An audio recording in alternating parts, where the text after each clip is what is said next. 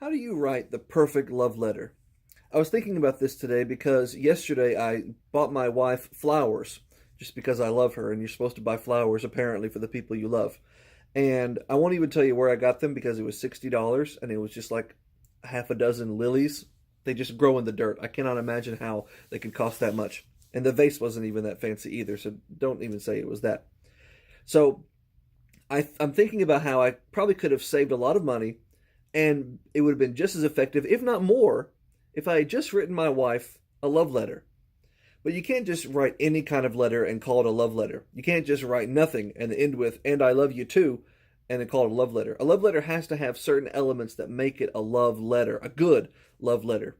If for example, if your love letter begins with the word hey, you're not doing it right. If your love letter ends with the phrase, because you've been running through my mind all day, you probably need a second draft. A good love letter has to have an opening that grabs the attention. It has to have a middle part that really tugs the heartstrings, and it has to have an ending that makes the reader of the letter want you, the writer, to just hurry back to them and sweep them off their feet and give them just the happiness and the wonderful life that they knew that you always could. Take it from God. God wrote the perfect love letter, the Bible. Now, the Bible is a lot more than just a love letter. The Bible is a great book of poetry. It has books of commandments and history, and it has prophecy. The Bible is a lot of things, but the Bible is also a written down expression of God's love for us. The only way that we know God loves us is by reading the Bible. I mean, you could say, well, Jesus' death proves God loves us. That's true.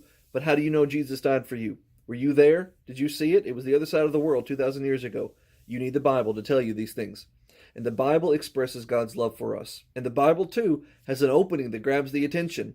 In the beginning, God made everything. Well, that captures my attention because now I don't need to wonder which God made this and which God made that. I know there's one God who made all things. Well, it also has a middle that tugs the heartstrings. God became flesh, we learn in the middle of the Bible, around the book of John. God became flesh and dwelt among us, and we beheld his glory. The glories of the only begotten of the Father, the maker of us, became a man for us and died for us, we read at the end of the book of John. It also has, the Bible does, an ending that makes you want your loved one, in this case God, to hurry back and sweep you off your feet.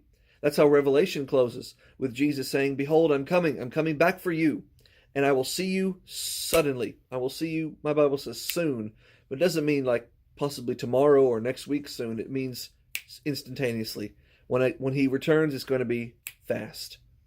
And the message of hope and the message of confidence and the message of trust that I get out of Revelation as I close the Bible makes me want my Lord to just hurry up and come claim me once again for himself. Just to come pluck me out of this world and make me live with him in heaven forever. That's a pretty good love letter. It's got a powerful opening. It's got a heartstring tugging middle, and has an ending that makes me want my Lord to come back for me.